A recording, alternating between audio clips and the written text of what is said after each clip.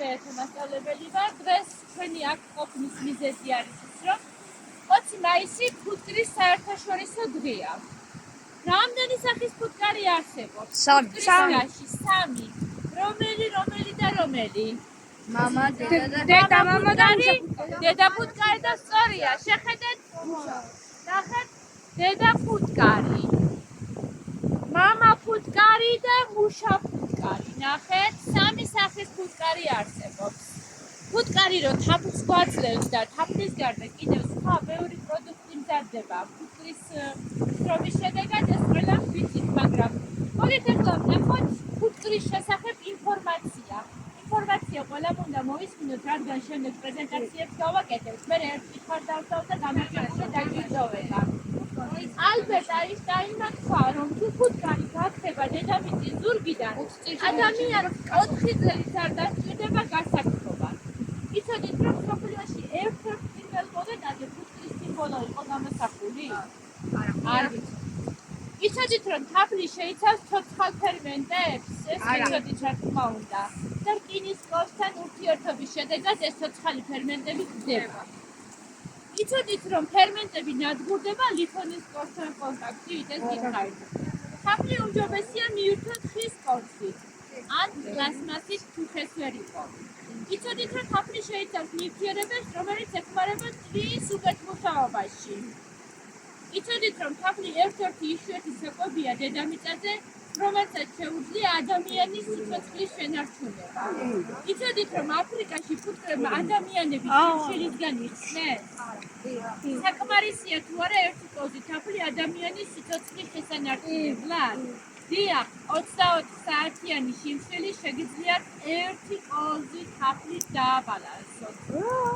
იცოდით, რომ ფუტკრის მიერ წარმოებული პროპოლისის ერთ-ერთი ყველაზე ძლიერი ბუნებრივი ანტიბიოტიკია? ალბათ გაგიგიათ, რომ თაფლი ბუნებრივი ანტიბიოტიკია. იცოდით, რომ მსოფლიოს დიდი იმპერატორის ცხედრები ოქროს კუბოში იყო დაკრძალული და ისინი შიგრაში იყვნენ შესვენებული. შაფში, დიახ. იცოდით, რომ ტერმინი თაფლისგან მომდინარეობს იქიდან, რომ ახალდაქორწინებულები ქორწილის შემდეგ თაფლს მიირთმევდნენ.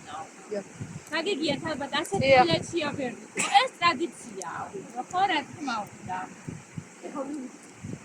იცოდით, რომ ფუტკრის რძე რთული ბიოლოგიური პროდუქტია, ის შეიცავს ცოცხალი ორგანიზმის მშენებლობისათვის საჭირო ყველა ძირითად ნივთიერებას. ცილებს, ცხიმებს, ნახშირწყლებს, აგრეთვე ვიტამინებს, მინერალურ მარილებს, ჰორმონებს და ფერმენტებს. მასში აღმოჩენილია 22 ამინომჟავა. ესენია არგინინი, გლიცინი, ცისტეინი, ჰისტოციდინი, ლიზინი, ვალინი, ლეიცინი და ასე შემდეგ. ფუტკრის რძე წარმატებით გამოიყენება 54 დაავადების სამკურნალოდ. იცოდით, რომ ეკოლოგიების თქმით 60-დან 90%-მდე საკვებს მწერების საშუალებით დაამტვერვებით და პირველეს ყოვლისა ფუტკრის დახმარებით ვიღებთ. ფუტკარმა რომ ყვავილზე დამტვერვა არ მოახდინოს და ერთი ყვავილიდან მეორედან ვერ გადაიტანოს, ამ სცენარის ნაყოფს ვერ მივიღებთ. კარგით, ბავშვებო, ეხლა თქვენი დავალება ასეთია. რა შეგიძლიათ გვითხრათ ფუტკრის შესახებ, 3 ნაწილად გადაგანაწილებთ, პატარა პრეზენტაცია გააკეთეთ 3 წუთიანი და შემდეგ წავიდეთ. მინით რო დაგვიშვნა. აბა მოდით ახლა, აი აქ ბალახზე ვერ დავდეთ. გიგვაშვილი.